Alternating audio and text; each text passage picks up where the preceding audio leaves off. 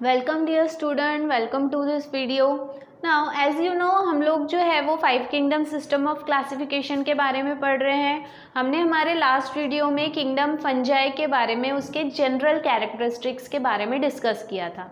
Now आज जो है वो हम इस वीडियो में क्लासिफिकेशन ऑफ किंगडम फंजाई और फिर बहुत ही छोटा किंगडम जो मतलब उसके जनरल कैरेक्टरिस्टिक्स बहुत छोटे हैं लेकिन किंगडम बहुत बड़ा है, जो हमको डिटेल में है 11th में, जो आपके जूलॉजी के सिलेबस में आता है, किंगडम एनिमेलिया के बारे में बात करेंगे। ठीक है, तो सबसे पहले we have to see about the classification of kingdom fungi और फिर उसके बाद में जो है वो हम किंगडम एनिमेलिया के बारे में बात करेंगे। नाउ किंगडम फंजाई जो है वो 4 ग्रुप्स में जो है वो क्लासिफाई किया गया है। सबसे पहले है फियोफाइसी, ठीक है, फाइकोमाइसिटीज, वो अलगी का है, फाइकोमाइसिटीज। फिर उसके बाद में है एस्कोमाइसिटीज, उसके बाद में जो है बेसिडियोमाइसिटीज और सबसे लास्ट में है ड्यूटेरोमाइसिटीज। ठीक है, सभी के जनरल कैरेक्टरिस्टिक्स जो है वो हमें देखना है। सबसे पहले हम जो है वो फाइकोमाइसिटीज के बारे में बात करेंगे। अब देखो, फाइकोमाइसिटीज ये 2 अलग अलग शब्दों से मिलके बना हुआ शब्द है। फाइको मतलब होता है फाइकोलॉजी, ये शब्द से आया है, और फाइकोलॉजी का मतलब होता है द स्टडी ऑफ अलगी। और अलगी के बारे में मैंने आपको बताया था, जो शेवाड़ होता है, जो चीला जिसे आप कहते हो या काई जिसे कहते हो, जो ग्रीनिश कलर का ग्रोथ आपको कहीं पर भी जहाँ पे पानी है वहाँ पे दिखता है, बहुत समय से पानी जमा हुआ है वहाँ पर ये ग्रो होते हैं। ठीक है, तो ये अलगी है। अलगी जैसे दिखने वाले माइसिटीज मतलब माइकोलॉजी, ये वर्ड से आता है। देखो यहाँ पर 2 वर्ड हैं। ठीक है, पहला जो वर्ड है वो है फाइकोलॉजी, मतलब होता है स्टडी ऑफ अलगी।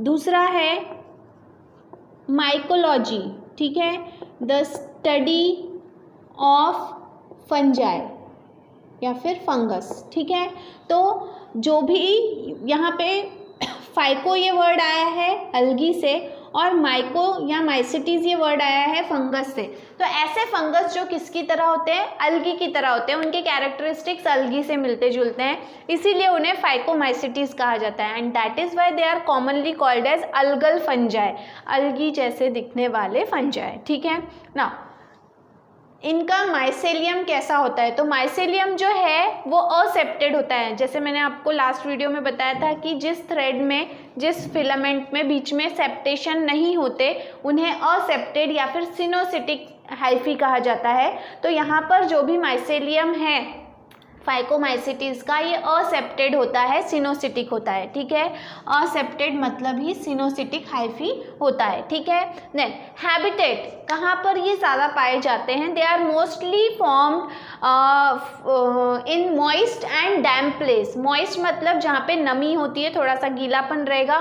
डैम्प प्लेस मतलब जहाँ पे अंधेरा होता है। ठीक है, जहाँ पे मॉइस्चर भी है, अंधेरा भी है, धूप नहीं पड़ रही है जिसकी वजह से सीलन बढ़ती चली जा रही है, ऐसी जगह पे जो है ये ग्रो होते हैं। ऑन डिकेइंग ऑर्गेनिक मैटर, जो भी ऐसी चीज़ें हैं जैसे कि आपने कभी देखा होगा कि बड़ा सा जो है वो लकड़ी का खोड़ होता है, लॉग होता है, उसके ऊपर फंगस ग्रो होने लगता है।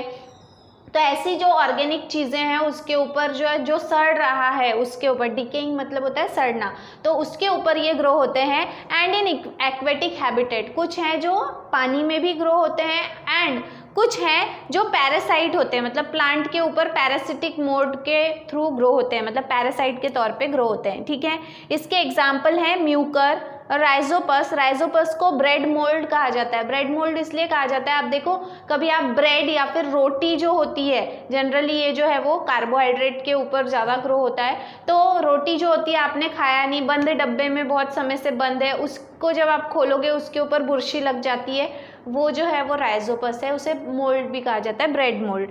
एल्बिगो भी एक एग्जाम्पल है। ठीक है, तो ये सारे एग्जाम्पल जो हैं ये फाइकोमाइसिटीज के हैं।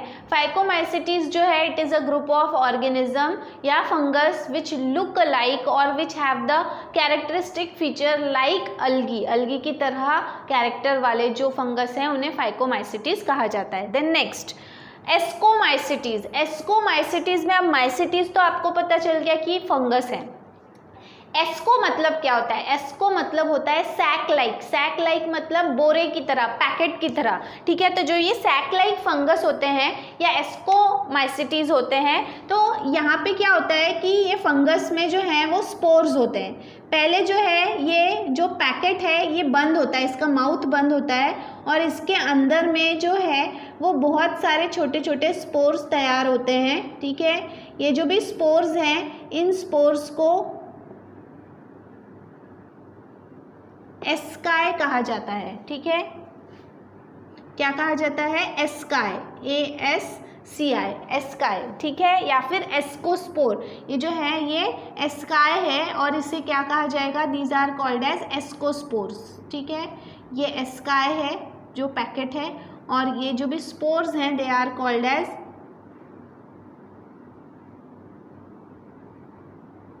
एस्कोस्पोर्स, ठीक है। अब क्या होता है, जब ये स्पोर्स मैच्योर हो जाते हैं तो इसका माउथ जो है वो खुल जाता है, पैकेट जो है वो खुल जाता है और उसके बाद में ये स्पोर्स जो है ये यहाँ से बाहर निकल जाते हैं। तो और जहाँ जहाँ पे ये जाते हैं वहाँ पे नया फंगस जो है वो ग्रो होता है। मतलब इनके जो स्पोर्स हैं वो एक पैकेट में पाए जाते हैं।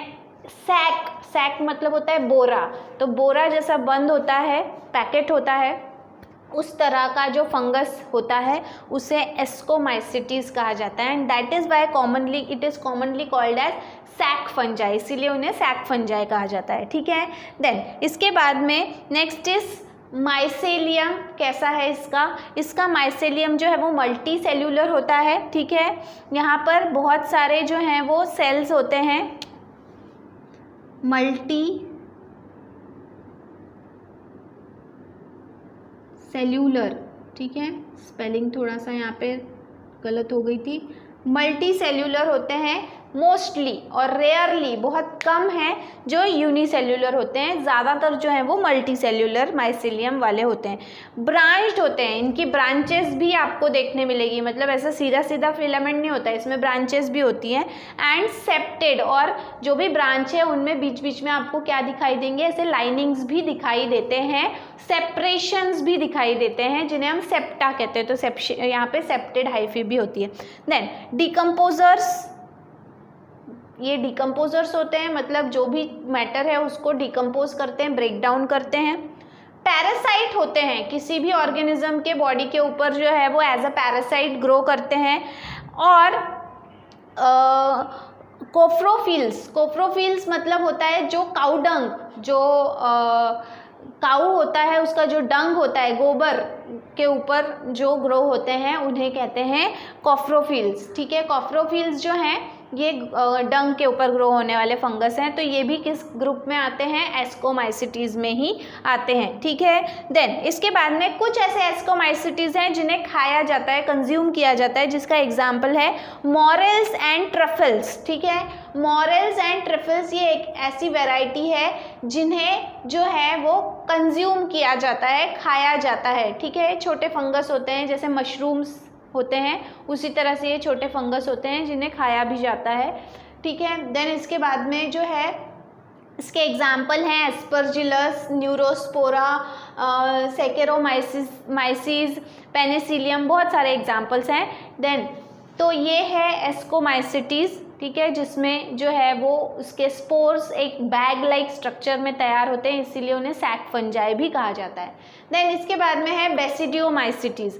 बेसिडियोमाइसिटीज़ are also called as club fungi. Club fungi इसलिए क्योंकि ये जो भी इस ग्रुप में बिलोंग करने वाले जो फंगस हैं वो क्लब शेप के होते हैं ना। What do you mean by club shape? Club shape मतलब आप लोगों ने एक ग्लास देखा होगा, इस तरह का होता है, ठीक है। जनरली जो है वो ड्रिंक्स के लिए यूज़ किया जाता है, इस तरह का ग्लास होता है, ठीक है। ये जो शेप है, this shape is called as club shape, उसे क्लब शेप कहा जाता है, ठीक है। तो इस ग्रुप में बिलोंग करने वाले, अब इसको उल्टा अगर हम कर देते हैं या इस तरह से अगर हम कर देते हैं, ठीक है, तो ये जो है ये क्लब शेप फंजाई है, ठीक है। इस तरह से क्लब शेप फंजाई, और जनरली जो है ये सभी मशरूम्स होते हैं। जनरली जो इस ग्रुप को बिलोंग करते हैं वो मशरूम्स होते हैं, क्योंकि आप देखो मशरूम का जो शेप है वो इसी तरह का होता है, छतरी की तरह होता है, तो इस ग्रुप को बिलोंग करने वाले जितने भी फंगस हैं वो सभी जो हैं वो क्लब शेप के होते हैं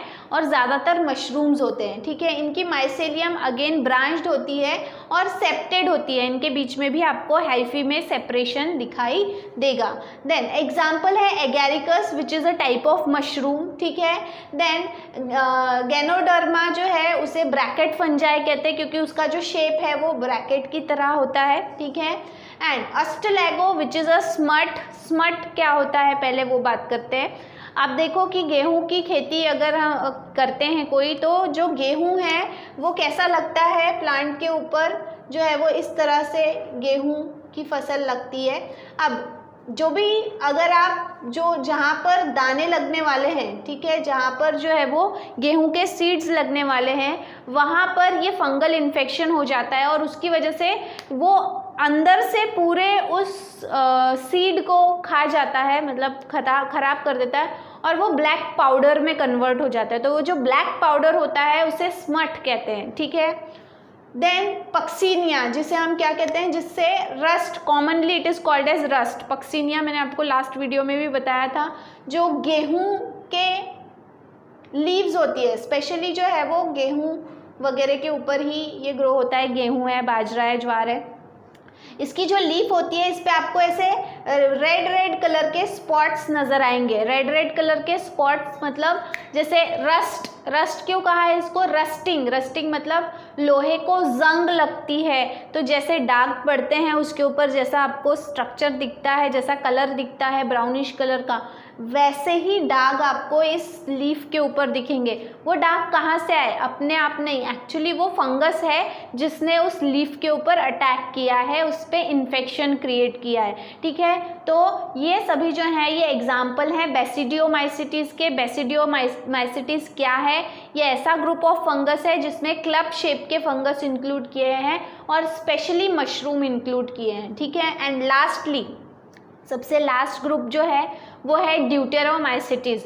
ड्यूटेरोमाइसिटीज़ जो हैं they are also called as imperfect fungi. Why they are called as imperfect fungi, क्योंकि जब पहले, इसीलिए यहाँ पे next known to reproduce asexually, पहले जब इस ग्रुप को जो है वो आइडेंटिफाई किया गया था कि इस प्रकार के भी फंगस पाए जाते हैं, तो सिर्फ पता चला कि ये असेक्सुअली ही रिप्रोड्यूस कर सकते हैं, बल्कि बाकी जो टाइप्स हैं वो दोनों तरह से रिप्रोड्यूस कर सकते हैं, असेक्सुअली भी और सेक्सुअली भी।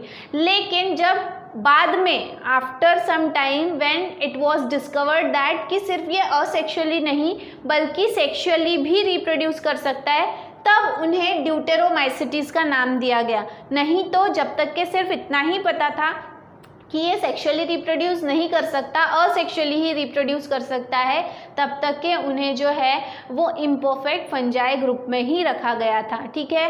तो ड्यूटेरोमाइसिटीज़ जो है वो ये नाम कब मिला उन्हें, जब पता चला कि they can reproduce by both the type, sexually and asexually, ठीक है।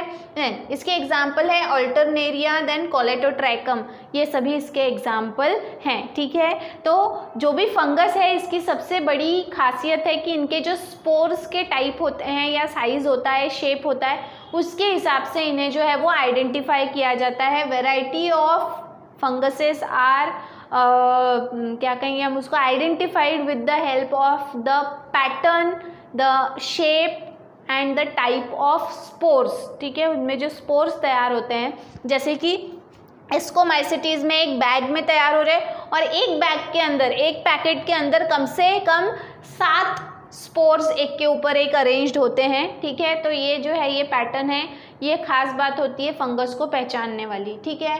इसके बाद में जो है वो हमारा लास्ट किंगडम है, वो है किंगडम एनिमेलिया। किंगडम एनिमेलिया जो है ये सबसे बड़ा ग्रुप है, लेकिन इसके अभी हमें सिर्फ जनरल कैरेक्टरिस्टिक्स देखने हैं। इसका क्लासिफिकेशन बहुत बड़ा है, प्लांट का क्लासिफिकेशन बहुत बड़ा है, इसीलिए हमने जो है वो सिर्फ बाकी सबके, देखो हमने मोनेरा का क्लासिफिकेशन देखा, हमने प्रोटिस्टा का क्लासिफिकेशन देखा, हमने फंजाई का क्लासिफिकेशन देखा, लेकिन 2 ऐसे किंगडम है जिनका क्लासिफिकेशन हमने अभी तक नहीं देखा, वो है kingdom Plantae and kingdom animalia. क्योंकि इनका क्लासिफिकेशन बहुत बड़ा है, क्योंकि बहुत बड़ा ग्रुप है, इसीलिए इसके ऊपर सेपरेट चैप्टर आपके सिलेबस में दिया है, किंगडम प्लांटी, किंगडम एनिमेलिया, ठीक है। तो वो हमको उस चैप्टर में डिस्कस करना है। अभी किंगडम एनिमेलिया के जनरल कैरेक्टरिस्टिक्स के बारे में बात करना है। सबसे पहले एनिमल्स जो हैं वो हेट्रोट्रॉपिक होते हैं, मतलब दूसरे के ऊपर डिपेंड करते हैं। They can not produce their own food material, अपना खाना खुद नहीं बना सकते। Plus they are also called as holozoic. Holozoic का मतलब होता है जो हर तरह का खाना खाता है। Some of the organisms are herbivores, मतलब शाकाहारी हैं। Some of them are carnivores, मतलब शाकाहारी हैं। और कुछ ऐसे हैं जो ओमनिवोर्स हैं, मतलब दोनों खाते हैं, ठीक है, मांसाहार भी करते हैं, शाकाहार भी करते हैं। तो इसका मतलब क्या है, holozoic. Any type of organism, आपको हर प्रकार के ऑर्गेनिज्म मिलेंगे जो हर प्रकार का खाना खाते हैं, ठीक है, तो इसीलिए उन्हें होलोजोइक कहा है। लोकोमोटरी, ये ऑर्गेनिजम्स ऐसे होते हैं जो अपना मूवमेंट कर सकते हैं, एक जगह से दूसरी जगह वो लोकोमोशन कर सकते हैं। मल्टी सेल्यूलर यूकैरियोट्स, ऑब्वियसली हमें पता है कि ये जो 3 किंगडम है, प्लांटी, एनिमेलिया एंड फंजाई, इन्हें ऐसे ग्रुप में डाला गया है जिसमें सिर्फ और सिर्फ मल्टी सेल्यूलर यूकैरियोटिक ऑर्गेनिजम्स ही होते हैं, ठीक है। देन यहाँ पर एनिमेलिया में क्लोरोफिल नहीं होता, प्लास्टिड्स नहीं होते, क्लोरोफिल नहीं होता, एंड सेल वॉल भी नहीं होता। ये आप लोग जब से साइंस पढ़ रहे हो तब से आपको पता है कि एनिमल्स में सेल वॉल इज एब्सेंट, ठीक है। The outer membrane is called as cell membrane या फिर plasma membrane. Then growth is determinate. Growth is determinate का मतलब क्या होता है, जो भी एनिमल्स हैं इनके शारीरिक डेवलपमेंट, जो भी बॉडी का ग्रोथ है, ये डिटरमाइंड है, पहले से ही तय है कि कौन सा बॉडी ऑर्गन कितना बढ़ना है। जैसे पेड़ की तरह नहीं है, प्लांट की तरह नहीं है कि जब तक के उसकी लाइफ रहेगी तब तक के उसका साइज बढ़ते चला जाएगा, उसके ब्रांचेस बढ़ते चले जाएंगे, ब्रांचिंग पैटर्न बढ़ते चला जाएगा, ऐसा नहीं है। एनिमल्स जो है उनका जो बॉडी का ग्रोथ है वो डिटर्मिनेट है, एक पर्टिकुलर लिमिट तक के ही उसके बॉडी की ग्रोथ होती है, उसके बाद में उसके बॉडी की एजिंग शुरू हो जाती है, ठीक है, तो ये एक चीज़ है। देन यहाँ पे हमारा 5 किंगडम सिस्टम ऑफ क्लासिफिकेशन खत्म होता है, जिसमें विटकार नाम के साइंटिस्ट ने जो है वो और पूरे ऑर्गेनिजम्स को 5 किंगडम में जो है वो डिवाइड किया। लेकिन इस किंगडम सिस्टम का सबसे बड़ा ड्रॉबैक क्या है, ड्रॉबैक मतलब डीमेरिट, क्या कमियां थी, क्या खामियां थी इसमें। सबसे बड़ी खामी ये थी कि उसमें इस पूरे सिस्टम में वायरसेस और वायरॉइड जैसे कुछ असेल्यूलर ऑर्गेनिज्म, क्योंकि वायरस और वायरॉइड जो हैं ये सेल्यूलर स्ट्रक्चर शो नहीं करते, इनका बॉडी सेल लाइक स्ट्रक्चर से नहीं बना हुआ होता। यहाँ पे कोई माइटोकॉन्ड्रिया नहीं होता, कोई गोल्गी कॉम्प्लेक्स नहीं होता, कोई न्यूक्लियस नहीं होता, इस तरह का इनका बॉडी स्ट्रक्चर होता है। और यही कारण है कि ये इस तरह के ऑर्गेनिज्म जो है वो आपको इन 5 किंगडम में कहीं पर भी इंक्लूड होते हुए नज़र नहीं आए। और हम 5 किंगडम सिस्टम ऑफ क्लासिफिकेशन पढ़ रहे हैं, लेकिन इसका मतलब ये नहीं कि हमें ये पढ़ना नहीं चाहिए, क्योंकि these are also the type of organism which are present on earth, which exist on earth पे पाए जाते हैं। इसीलिए अब 5 किंगडम सिस्टम ऑफ क्लासिफिकेशन में इन्हें इंक्लूड नहीं किया गया। तो हमें इस चैप्टर के द्वारा ये दोनों टॉपिक सेपरेटली पढ़ने हैं, ठीक है। तो इसके बाद में जो हमारा टॉपिक रहेगा वो पहले रहेगा वायरस और उसके बाद में रहेगा वायरॉइड्स, ठीक है। तो होपफुली आपको जो है वो आज का ये वीडियो समझ में आया होगा, which is classification of kingdom fungi and kingdom animalia, ठीक है। इसके बाद का जो है वो हम देखेंगे हमारे नेक्स्ट वीडियो में। तब तक के लिए थैंक यू वेरी मच।